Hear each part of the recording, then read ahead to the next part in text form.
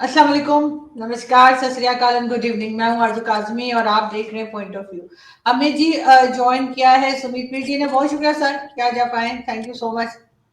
Thank you ma'am, thanks for the invitation. और sir क्या करवा दिया आपने चाइना में, क्या हंगामा मचा हुआ है, क्या प्रोटेस्ट चल रहा है, कुछ हमको भी बताइए कि आखिर ये सब कुछ आपने क्या करवा दिया है। मैम देखिए, आप तो आज दूसरे स्टाइल में सवाल पूछ रहे, हमने कुछ नहीं करवाया। आप बड़े टाइम से सर अनाउंस कर रहे थे, बड़े टाइम से आप कह रहे थे कि ऐसा होगा। नहीं नहीं, हमारा इसमें कोई हाथ नहीं है। देखिए, ये वहाँ स्थितियां ऐसी बन गई थी, परिस्थितियां ऐसी बन गई थी जिसके कारण हुआ। मतलब हाँ, ये है, I could see it few years earlier. मतलब 2 साल से कह रहा हूँ कि ये सब होगा होगा, और अब मैं आपको हाल फिलहाल ये भी कह रहा था कि अभी देखिए प्रोटेस्ट बढ़ेंगे, अगर जी आता तो प्रोटेस्ट बढ़ेंगे और कब पब्लिक डिसेंट होगा। देखिए, आज की परिस्थिति ये है कि सब प्रोविंसों में प्रोटेस्ट है, करीब 50 से ज्यादा यूनिवर्सिटियों में, बीजिंग, शंघाई, ग्वांगजू, शेंगडू, शिनजिन, हर जगह प्रोटेस्ट है। और लोग खुल के आ रहे, कोई दब के नहीं आ रहा। पहले जो तिएननमेन स्क्वायर वगैरह हुआ था, वहां केवल कुछ स्टूडेंट आए थे तो उसको तो ये दबा गया भाई स्टूडेंट प्रोटेस्ट है। आज लोग खुल के आ रहे, दबा के आ रहे हैं, और सब खुद बताते हुए आ रहे हैं, कोई इसमें कोई छुपा नहीं रहा। आरजू जी, हुआ क्या आज? देखिए, अगर आप देखिए, चाइना की इकोनॉमी बद से बदतर हो रही है। आज मैं देख रहा था कि आप जल्दी को आपको जल्दी उसके बारे में पता लगेगा। देखिए, ओबीआर बीआरआई का जो 1.3 ट्रिलियन डॉलर का लोन है, उसका डिफॉल्ट ऑलमोस्ट श्योर है। अब चाइना रेलवेज और चाइना एयरवेज में दौड़ लगी है, पहले बैंकरप्ट कौन होता है। चाइना ने 7-7.5 लाख नौकरियां निकाली है सेमीकंडक्टर सेक्टर में। दुनिया भर से इंजीनियर आओ काम करो, कौन जाएगा चाइना काम करने? कोई नहीं जा रहा। ताइवानीज ने भी मना कर दिया। दिक्कत क्या है? 3.5 लाख, $350 बिलियन का semiconductor sector is on the verge of declaring bankruptcy. But क्यों नहीं डिक्लेयर करा? डिक्लेयर इसलिए नहीं करा, अगर वो करेगा तो आपको $3 ट्रिलियन का जो आपका इलेक्ट्रॉनिक इंडस्ट्री, उसको भी बैंकरप्ट डिक्लेयर करना पड़ेगा। और जो आपका सबसे बड़ा फ्लैगशिप प्रोडक्ट जो है, सस्ते मोबाइल फोन, ये छोटे मोटे चीजें ये बनाते हो, ये सारे खत्म। दैट मीन्स चाइनीज जो एक्सपोर्ट्स है, करीब 3 ट्रिलियन का एक्सपोर्ट बताते हैं, उसमें बहुत बड़ी सेल लग जाएगी। मतलब यू आर लिटरली डिक्लेयरिंग कि तुम्हारा एक्सपोर्ट खत्म, ऑलमोस्ट ऑलमोस्ट। तो यहाँ जीडीपी का सबसे बड़ा कंट्रीब्यूटर जो है रियल एस्टेट, वो खत्म, या एक्सपोर्ट का सबसे बड़ा कंट्रीब्यूटर जो इंडस्ट्री है वो खत्म। तो ऐसे दौरान में China is different difficult terrain. मैंने आपको बताया था, देखिए चाइना की इकोनॉमी टूटने वाली है, इसीलिए उसको बचाने के लिए ये सब नाटक, जीरो कोविड वगैरह का नाटक किया जा रहा है। अब हमारा फॉक्सकॉन की बात करें, फॉक्सकॉन जिसमें 2 लाख लोग काम करते हैं, वहां इन्होंने बोला जी यहाँ कोविड आ गया, तो कुछ 30-40 हजार लोग तो ऐसे कूद फाद के भाग गए। उसके बाद फिर इन्होंने बोला जी कि फिर वहां क्या हुआ अर्जु जी, कुछ लोगों को बोला कि आप यहाँ रहिए, हम आपका ध्यान रखेंगे। कचरा जमा हुआ, पानी खत्म, खाना खत्म, तनख्वाह नहीं मिली, नई तनख्वाह की पता नहीं, कारखाना खुलेगा नहीं खुलेगा पता नहीं। फिर लोगों ने कहा यार, खाना नहीं, पानी नहीं, ये नहीं, दवाई नहीं, दारू नहीं, कुछ नहीं, और हम है कोविड भी नहीं। अच्छा, एक और बताओ, जिसको कोविड होता है उसी को नहीं पता उसको कोविड हुआ है, और कह रहे तुम सब यहाँ रहो, यहाँ कोविड है। अब लोगों का कह रहा, अगर यहाँ कोविड नहीं तो मुझे यहाँ रखा क्यों है, मुझे जाने दो ना अपने घर। नहीं, तुम्हें यही रहना। हालत ये है कि जिस बिल्डिंग में कोविड हो उसके बाहर वेल्डिंग कर देते हैं, वेल्डिंग करके दरवाजा बंद कर देते हैं। ऐसी परिस्थिति में कौन रहेगा वहां पे? इकोनॉमिक आउटलुक चाइना में देखिए 2.3% आ गए तो ओपन सीक्रेट है। 4.4 की बात है, आईएमएफ कह रहा था, 2.3 कह रहा था, 2.3 से भी कम आ गया। डिफॉल्ट करते ही चाइना की कहानी ऑलमोस्ट खत्म। ऐसी परिस्थिति में लोग को आपको बंद करना पड़ेगा, क्योंकि अगर बाहर आगे काम नहीं मिला तो हंगामा मचाएंगे, हंगामा मचाएंगे तो प्रोटेस्ट होगा, प्रोटेस्ट होगा तो शी जिनपिंग गद्दी जाएगी। मैंने आपको 5-6 महीने पहले बोला था, मैंने कहा मैडम इन्होंने दुनिया का 60% जो टोटल खाना पीना उन्होंने होल्ड कर रखा। क्यों? इनके रिसेशन आएगा, इनके काम नहीं बचेगा, तब ये खाना दे देके लोगों को शांत कराएंगे। क्योंकि इन्हें पता अगर खाना भी नहीं मिला, काम भी नहीं है, खाना भी नहीं है, तो फिर तो भैया कोई किसी की नहीं सुनता। वो वाली परिस्थिति आ गई। 50 यूनिवर्सिटी है, तिएननमेन स्क्वायर तो कुछ स्टूडेंट थे, एक छोटा सा ग्रुप हर शहर में। और आरजू जी, आपको और हमें तो 1% पता है ना, 99% हमें पता ही नहीं। ये चाइना है ना, पाकिस्तान में भी कुछ हो जाए पता लगेगा, भारत में कुछ हो जाए पता लगेगा, चाइना में तो कुछ नहीं पता लगेगा ना आपको। यहाँ 1% चीज छुपा सकते हो, 99% आती है बाहर, या 100% आती है। वहां 1% चीज में हमें नाश होता नजर आ रहा है चाइना में। फॉक्सकॉन में जो हुआ वो एक केस स्टडी है। क्यों फॉक्सकॉन? क्या फॉक्सकॉन चाइना का फ्लैगशिप कारखाना है। फॉक्सकॉन वो चीज है जो चाइना का प्राइड है। फॉक्सकॉन वो चीज है जिसको दिखा दिखा के वो दुनिया भर से काम लेते हैं। फॉक्सकॉन इतनी बड़ी प्रेमिसेस, सेमीकंडक्टर, 2 लाख लोग एम्प्लॉयज अंदर रहते हैं, एप्पल यहाँ बनाता है। उसमें अगर ये हालत हुई तो छोटे मोटे कारखानों की तो पूछिए मत क्या हालत होगी। उसमें ये हालत हुई तो अब क्या आज चाइना एक मैन्युफैक्चरिंग रिलायबल मैन्युफैक्चरिंग बेस है? नहीं है, पॉलिटिकली सर स्टेबल एप्पल ने नहीं है। तो चाइना से इंडिया शिफ्ट नहीं कर दिया था? एप्पल ने ये बोला था कि हम कुछ चाइना में बनाएंगे, कुछ इंडिया में, अल्टीमेटली इंडिया लाएंगे, क्योंकि जी। इतना बड़ा कारखाना, decoupling of supply chain takes time. पर वहां तो प्रोडक्शन ही बंद हो गई ना, खत्म कर दिया ना प्रोडक्शन। एप्पल ने तो अनाउंस कर दिया कि हमारा जो ये आईफोन है, हो सकता है डिले हो जाए, क्रिसमस में बड़ी सेल होती है, we may not be able to hit the target, या इतने नंबर नहीं ला पाएंगे बिकॉज चाइना के कारण। चाइना में देखिए ना आरजू जी, रोज नया नया नया नया डिफॉल्ट है। आपसे मेरी लास्ट टाइम बात हुई, आपने तब बोला था सुमित जी आपकी सुने तो चाइना तो खत्म होने वाला। अब आप देखिए कितना हफ्ता भर हुआ होगा, अब ऑलमोस्ट आपको वो परिस्थिति दिख रही है। मुझे लोग कहते थे अरे चाइना की इकोनॉमी बहुत स्ट्रांग है, 10 बिलियन, 13 बिलियन, 14 ट्रिलियन, 15 ट्रिलियन, पता हाँ नहीं क्या क्या। सर, इम्प्रेशन तो यही आता है कि बहुत स्ट्रॉन्ग कंट्री है, बड़ी कंट्री है, सारी दुनिया को जितनी छोटी कंट्रीज है उनको लोन देती है, मैं आप इसलिए उसकी लोन लग पे भी रहा आ है। जाऊंगा। देखिए जब मैं ये कह रहा था 2 साल पहले मैंने इस पे आर्टिकल लिखा था, 2 साल से मैं हर चैनल पे ये कह रहा हूँ, और ये चीजें तो मैं प्रेडिक्ट कर रहा था ना कि अभी यहाँ ये होगा, प्रोटेस्ट नहीं रुकेंगे। अगर शी जिनपिंग आ गया, Xi Jinping is the Frankenstein of China.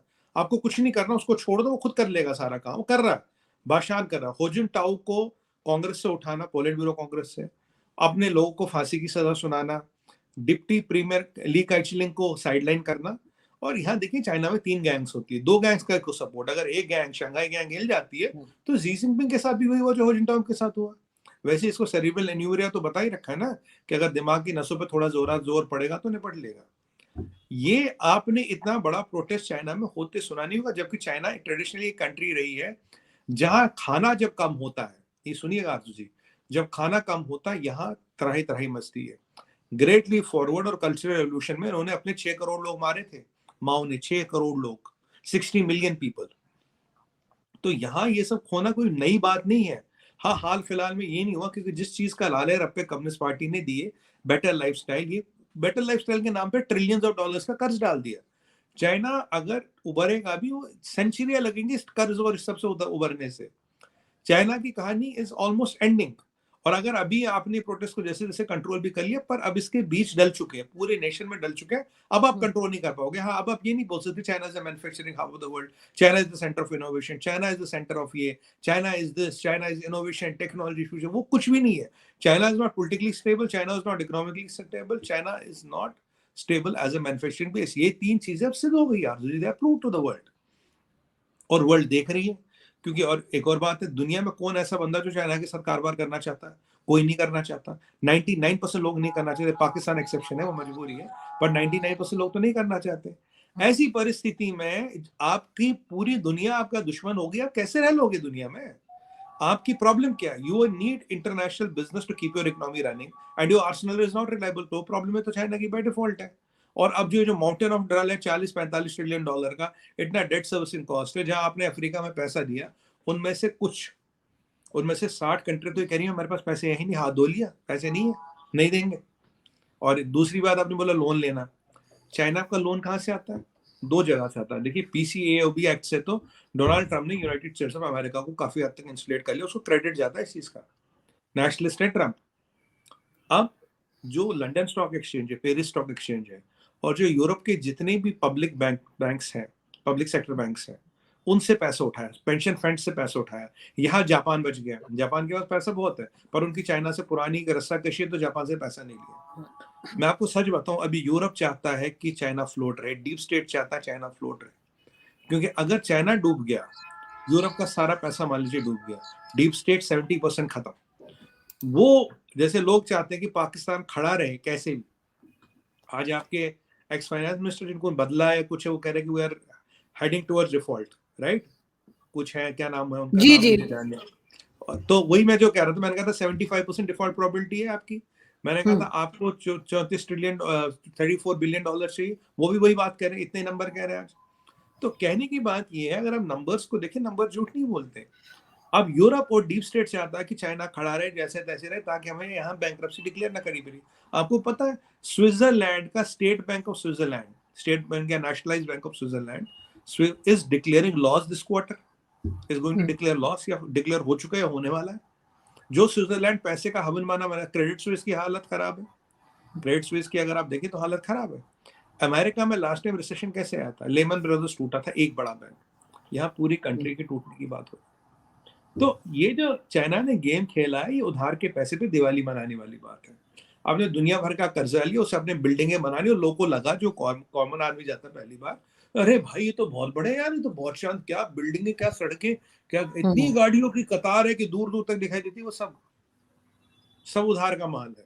सही। सब ये वो जो हमारी पिक्चर आई थी ना, बंटी बबली, जी ये जी। वर्ल्ड के बंटी बबली है, ये बड़े लेवल के। तो ये भी बंटी बबली चल रहा है। लेकिन सर बंटी इतनी बबली बड़ी कंट्री है, फिर भी कंट्री को बहरहाल चाइना को तो हम बड़ा ही बोलेंगे, लेकिन अगर इतनी बड़ी कंट्री के साथ ये होगा तो आपके ख्याल से उसका बाकी दुनिया पे क्या असर होगा? कुछ ना कुछ इफेक्ट्स तो पड़ेंगे। ऐसा तो नहीं हो सकता कि ठीक है चाइना टूट रहा है या चाइना कंगाल हो रहा है, कोई फर्क नहीं पड़ता। तो क्या आप क्या समझते हैं, क्या इफेक्ट्स क्या पड़ेंगे, बाकी कंट्रीज के ऊपर क्या असर पड़ेगा? मैं आपको बता रहा हूँ, इफेक्ट पड़ने शुरू हो गए। आप देखिए, चाइना का स्टॉक एक्सचेंज जिस दिन जी आया था, 100 बिलियन डॉलर उड़ गया। चाइना में सारे म्यूचुअल फंड्स का रिटर्न कुछ नहीं बचा। चाइना में तो इफेक्ट दिख रहा है। अब इसके इम्पैक्ट आपको हर यूरोप की स्टॉक एक्सचेंजों में सबसे पहले दिखेंगे, फिर आपके अमेरिकन स्टॉक एक्सचेंजों में दिखेंगे। यूरोप ऑलरेडी रिसेशन में बिकॉज ऑफ स्टूपिड रशियन यूक्रेनी वॉर। और मैं आपको एक और बात बताऊं, अगर चाइना टूटेगा तो दुनिया में इम्पैक्ट होगा, 100% होगा। ऐसी बात नहीं है, दुनिया की इकोनॉमी पहले नीचे गिरेगी, फिर उठेगी without China. But there will be a lot of smaller countries will go bankrupt. Europe में बहुत तबाही मचेगी, अमेरिका की इकोनॉमी इम्पैक्ट होगी। अगर कोई इम्पैक्ट नहीं होगा, वो होंगे हम। हमारा केवल 60-70 बिलियन का चाइना के साथ ट्रेड डिफिसिट है। हम वो पैसे देके किसी से भी माल उठा सकते हैं। 60-70 बिलियन कुछ नहीं होते। यहाँ बात हो रही 45 ट्रिलियन की, which is 50% of the GDP of the world. तो हम तो बड़े सेफ है आरजू जी, सच बताऊं आपको। क्योंकि जितना हमने आत्मनिर्भर भारत और make in India Modi ji का विजन था, that is really fructifying and delivering on the ground. क्योंकि हमारा, अगर आप क्यूमुलेटिव डेट देखेंगे, हमारा क्यूमुलेटिव डेट है जो मोदी जी अब अभी आए तब से तो कम हुआ, जो अभी है that is 20% of GDP. 3.4 trillion पे डेल लगाइए, 20%, 600-650 बिलियन। और इनका है 320% ऑफ जीडीपी। अब इनका जीडीपी कोई कहता 14 ट्रिलियन, कोई कहता 16 ट्रिलियन, कोई कहता 18 ट्रिलियन। एक ही वाहिद ऐसी कंट्री जिसका जीडीपी का हर बड़ा इदारा अलग नंबर देता है, बाकी सबका एक देता है। क्योंकि इनके हर चीज फर्स्ट है। आज एक और बताओ, इन्होंने कुछ आज इंडियन ओशन कुछ कॉन्फ्रेंस कोई नहीं बना ली और बोल दिया ये देश आ रहे हैं। ऑस्ट्रेलिया और मालदीव ने बोला यार हमें तो पता ही नहीं, हमें तो हमारा नाम कहाँ से आ गया, हमें तो बुलाया तक नहीं, neither have we said we are part of alliance. उन्होंने प्रेस रिलीज जारी की। किसी के मुंह पे इतना बड़ा थप्पड़ पड़ सकता है? Can anybody be stumped in the diplomatic world this much? मेरे आर्टिकल में एक लाइन लिखी थी मैंने कहा today this a connected world, and looking at the way that China is brewing an economic pandemic, this shatters my imagination. Where will the world end? क्योंकि connected world है। आप इकोनॉमिक पैंडेमिक को, पहले आपने वायरस को prove किया, अब आप इकोनॉमिक पैंडेमिक को प्रूव कर रहे हो। इन दिस कनेक्टेड वर्ल्ड जिसमें सबकी इकोनॉमीज कहीं ना कहीं इम्पैक्ट होगी, उनका क्या होगा? अभी मुझे समझ नहीं आ रहा। पीछे शरीफ साहब को उन्होंने कहा डोंट वेरी, $10 ट्रिलियन, $10 बिलियन देंगे। अब इनके पास है नहीं। अगर ये डिफॉल्ट खुद करने लगे तो आपके $10 बिलियन कहाँ से आएंगे? मैं तो कह रहा हूँ पाकिस्तान को बोला चाहिए तुम्हारे 4 बिलियन देंगे ही नहीं। और पाकिस्तान ये गलती ना करे, पीएलए को अपने यहाँ ना आने दे। अगर आपने पीएलए को आने दिया, ये निकलेगी नहीं पीएलए कभी भी। पीएलए कभी नहीं निकलेगी। That might be the game of जी, कि मैं इस 10 बिलियन 8 बिलियन के डॉलर में पीएलए को पाकिस्तान की जमीन पे रखा हूँ, बोलो कि ये जमीन पे हम कब्जा कर लेंगे रॉन्ग में। Pakistan should not let PLA enter Pakistan. ये बहुत बड़ी चीज है आरजू जी। अगर पीएलए आ गई ना एक बार, आप निकाल नहीं पाओगे। और 4, 8, 10 बिलियन डॉलर कुछ नहीं होता। ये इनका जरूर गेम प्लान होगा। बट चलिए, वो आपकी मर्जी है, हम तो बोल सकते हैं हम।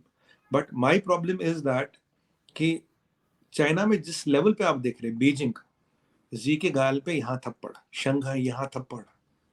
बीजिंग शंघाई उनका फ्लैगशिप शहर है। 50 यूनिवर्सिटियां हर प्रोविंस।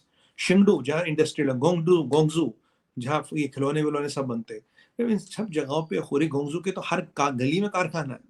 जब वहाँ ये हो रहा है, आप समझ रहे मैसेज क्या जा रहा है? और मुझे बताइए, मैं आपको शुरू से कह रहा था आरजू जी, ये हैशमेट सूट लगाए हुए एके लेके क्यों है भाई? किस कंट्री में ये पीपी लगा के पुलिस वाले खा रहे एके लेके? सड़कों पे तोपे क्यों है? रूरल बैंकों में पैसा क्यों खत्म हुआ? कहानी क्या है? अब जब मैं तब कहता, लोग कहते हैं सुपी तो ऐसे कहता है, ऐसे थोड़ी ना होगा। आपने मुझे कहना आप तो लग रहे हो चाइना की इकोनॉमी टूट रही। पर देखिए अब एक एक करके हर चीज सच आ रही है। Everything is falling in line. मैं तो आपको टाइम फ्रेम भी दे देता हूँ, इतने टाइम फ्रेम में होगा। आपको लगता है सर कि कोई कंट्री आगे बढ़ेगी इनको संभालने के लिए, या इनको बताने के लिए, समझाने के लिए, या थोड़ा सहारा देने के लिए दुनिया में से कौन कोई? ये दे देखिए आरजू जी, अगर कोई बहुत मोटा आदमी डूब रहा हो तो उसे बचाने की कोशिश थोड़ी कम होती है, क्योंकि आप उसके साथ ना डूब जाओ ना। देखिए यहाँ श्रीलंका को बचाने 1 2 4 5 बिलियन डॉलर किसी ने नहीं दिए, ठीक है। पाकिस्तान 4 6 बिलियन डॉलरों के लिए इधर उधर भाग रहा है, इनको तो ट्रिलियनों में डॉलर चाहिए। कौन देगा? कहाँ है दुनिया में इतना पैसा? ये तो दुनिया को साथ लेके डूबेंगे भी, डीप स्टेट और पूरा सर यूरोप कोशिश कर रहा है ना डूबे। ये इस चीज को पहले से समझ क्यों नहीं पाए चाइनीज? वैसे तो बड़े होशियार लगते हैं, तो इनको नहीं ये चीजें पहले से क्यों क्यों समझ नहीं आ रही? जो आप बात कर रहे हैं, आप पहले से बता रहे हैं, कई और दूसरे लोग बात कर रहे हैं, ये चीज चाइना में जो इस वक्त बैठे हुए हैं, उसमें हुकूमत में बैठे हुए हैं, जो पावर में है, ये बात उनको क्यों समझ नहीं आई आपके ख्याल से? ये इग्नोर किया उन्होंने? मैं बताता हूँ आपको, बहुत सिंपल आंसर है आरजू जी, उनको पता सब कुछ है। वो तो हम्म, फर्जीवाड़ा शुरू से कर रहे हो, 30 40 साल से फर्जीवाड़ा कर रहे हैं। वो क्या कर रहे हैं? जबरदस्ती का रियल एस्टेट में पैसा उधार ला ला के बिल्डिंगे बना रहे हैं। उनका मानना है तुम बिल्डिंग बनाओगे, एयरपोर्ट बनाओगे, तुम्हारे यहाँ खुद आएगा। ये आपके यहाँ देखिए, ये एक फिलिप्स का पावर बैंक है, ठीक है, यहाँ मेड इन इंडिया है। ये मान लीजिए 1000 रुपए का, यही चाइना से आएगा 500 रुपए का, वहां भी बनेगा 100 रुपए में नहीं जो यहाँ 500 में बिकेगा, वहां भी 500 में बनेगा। सीसीपी देगा उसे 300 रुपए की सब्सिडी, जा तू 200 रुपए में बेच, ताकि हमें इंडिया की इंडस्ट्री को बर्बाद करना है। देखिए आप जानते हैं मैं मेड इन चाइना चीज तो कोई लेता नहीं, मैं तो चवन्नी की भी चीज नहीं लेता मेड इन चाइना, बट ये चीजें जो है ये ऐसे कवायद की गई टोटल, उन्हें पता वो क्या कर रहे हैं, दुनिया भर का पैसा ले रहे थे। पीसीओ एक्ट में क्या था मैं आपको बताता हूँ। पीसीओ एक्ट में एक बार डोनाल्ड ट्रंप ने कहा, बोले भैया ऐसा जो तुम्हारी कंपनियां लिस्टेड है, इनका हम 3 साल का ऑडिट करेंगे, देखेंगे तुम्हारे नंबर असली है नकली है, तुम यहाँ स्टॉक एक्सचेंज पे लिस्ट करो, पैसा ले जाओ। पैसा सारी government own company, mostly government own कंपनियां थी, तो गवर्नमेंट से पैसा सीधा सीसीपी में चला गया। उससे ये फर्जीवाड़े का गेम चलता था, 10 रुपए की चीज 2 रुपए में बेचो और वहां की लोकल इंडस्ट्री तबाह कर लो। मैंने विरोध क्यों किया था एलॉन मस्क का विरोध भी इसलिए किया था, आर्टिकल भी लिखा था, नेशनल टीवी पे भी इसको खूब सुनाया था, बिकॉज उसका भी मंशा यही था, इंडिया की ऑटोमोबाइल इंडस्ट्री को बर्बाद करना। अब ये इस गेम प्लान पे ये चलते थे। अब ये लोन लेते गए, उधार लेते गए, सस्ता बनाते रहे। अगर आप 10 रुपए की चीज आरजू जी 5 रुपए में बेचो, आप लेने वालों की कमी है क्या? बताओ, आप भी बहुत बड़े इंडस्ट्रियलिस्ट बन जाओगे। अगर आपके पास पीछे इतना पैसा कि 10 की चीज 5 में बेच जाओ, दुनिया में कोई भी बड़ा इंडस्ट्रियलिस्ट बन जाएगा। इसमें कौन सी बड़ी बात है, इसमें कौन सी बड़ी चीज है? हमने पोर्ट बना ली, ये बना ली, फिर उन्होंने कहा यार अब क्या करना है, डेट ट्रैपिंग करनी है। डेट ट्रैपिंग क्यों? देखिए कम्युनिज्म किस पे चलता है? कम्युनिज्म चलता है ओल्ड स्कूल पे। कैपिटलिज्म या मिक्स इकोनॉमी चलती है पर कैपिटा इनकम पे, इन्फेंट मोर्टेलिटी रेट पे, age of citizen, medical insurance कितना है, टेलीकॉम कितना, इंटरनेट डेंसिटी कितनी, मॉडर्न चीजों पे उसका आकलन होता है, यूनिवर्सल चीजें। ओल्ड स्कूल ये जो चलता है आपका चाइना, ये चलता है कम्युनिज्म के पूरा। कितनी एरिया पे तुमने कब्जा कर लिया, काहे को?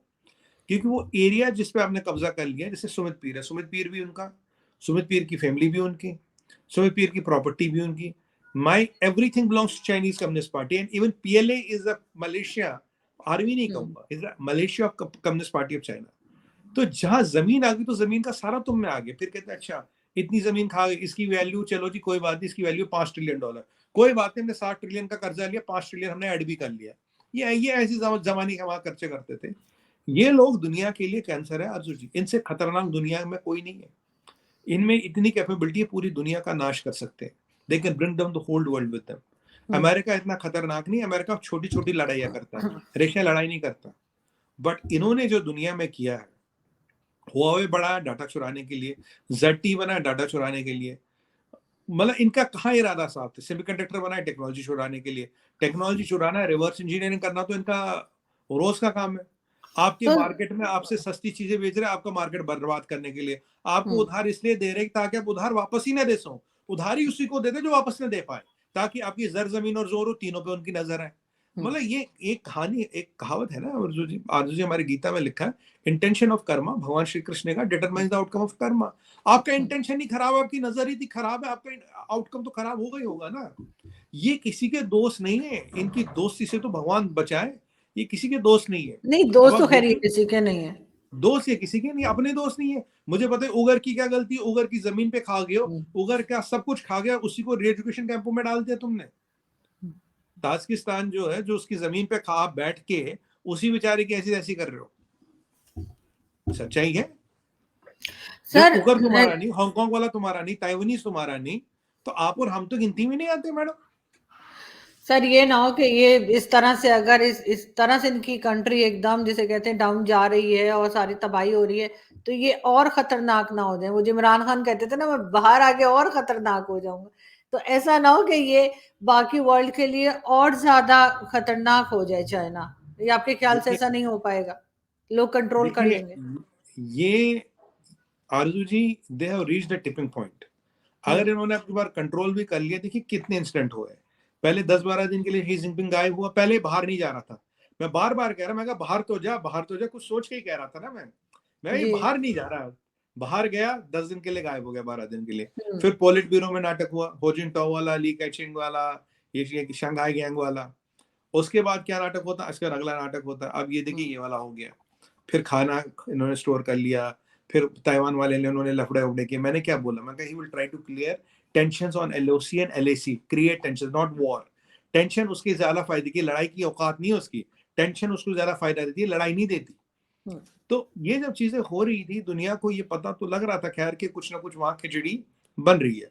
अब वहां इतना आरजू जी बारूद बिछ चुका है, अगर आप इसको शांत भी करोगे फिर कभी उगलेगा। फिर चिंगारी मिलेगी, फिर उगलेगा, फिर चिंगारी मिलेगी। लोग को डर लगता था प्रोटेस्ट करने से, लोग को डर लगता था सड़क पर आने। जब करोड़ों आएंगे, कितनों को गोली मारोगे, कितनों को बिल्कुल। तोप से उड़ाओगे? गोलियां खत्म हो जाएंगी, लोग खत्म नहीं होंगे।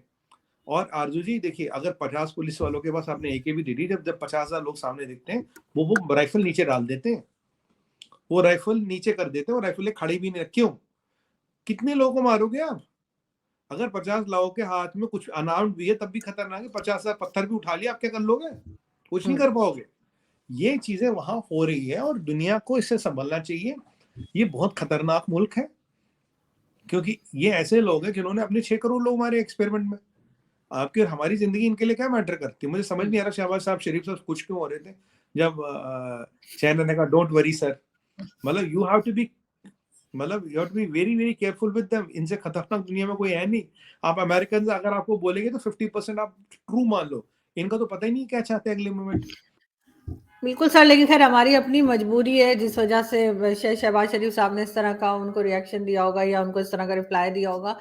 Thank you so much sir कि आज आपने ज्वाइन किया, और आई होप के बाकी जो कंट्रीज हैं वो बची रहें और उनका कोई नुकसान ना हो। जी सर, आप कुछ कह रहे थे? आरजू जी, मेरा एक और प्रेडिक्शन है। देखिए, अगर ये चीज ऐसी चलती रही, political blood will spell in China, जो मैं पहले भी कह चुका था।